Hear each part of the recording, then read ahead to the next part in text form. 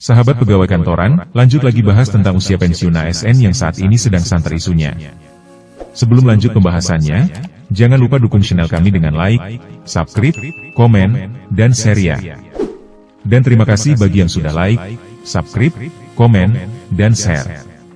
Wacana perpanjangan usia pensiun aparatur sipil negara, ASN, kembali mencuat setelah Korps Pegawai Republik Indonesia, Korpri, mengusulkan kenaikan batas usia pensiun, bahkan hingga 70 tahun untuk jabatan fungsional tertentu. Korpri menyampaikan usulan tersebut sebagai respons atas dinamika kebutuhan ASN dan tantangan pelayanan publik ke depan. Usulan disampaikan kepada Presiden Prabowo Subianto melalui surat bernomor B122-QV 2025 tertanggal 15 Mei 2025. Usulan tersebut mengusulkan perpanjangan usia pensiun sebagai berikut. Untuk jabatan struktural, pejabat tinggi utama diusulkan menjadi 65 tahun dan pejabat tinggi pratama menjadi 62 tahun. Untuk pejabat administrator dan pengawas, diusulkan menjadi 60 tahun. Untuk pelaksana diusulkan menjadi 59 tahun.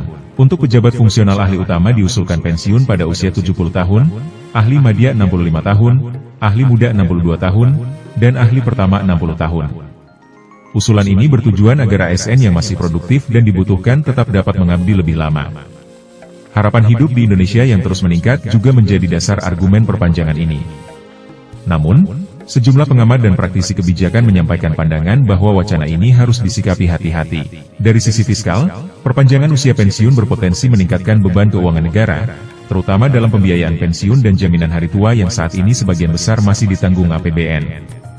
Selain itu, memperpanjang masa kerja ASN juga dapat memperlambat proses regenerasi, menghambat rekrutmen ASN baru, dan memengaruhi semangat inovasi dalam birokrasi.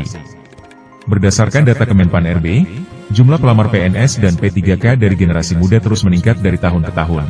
Jika formasi tidak tersedia karena perpanjangan usia pensiun, maka potensi stagnasi karir dan pengangguran terdidik bisa meningkat. Jadi usulan tersebut harus dikaji dengan mempertimbangkan berbagai aspek. Wacana perpanjangan usia pensiun ASN perlu ditempatkan dalam kerangka keseimbangan antara efisiensi, keberlanjutan fiskal, profesionalisme birokrasi, dan pemberdayaan generasi muda. Pemerintah dan DPR RI diharapkan dapat menampung berbagai perspektif melalui kajian mendalam sebelum memutuskan arah kebijakan jangka panjangnya. Demikian sahabat pekat yang berbahagia, semoga bermanfaat untuk kita semua. Ingat selalu, jauhi maksiat, korupsi, kolusi, dan gratifikasi. Jangan lupa, terus dukung channel kami dengan like, subscribe, komen, dan share.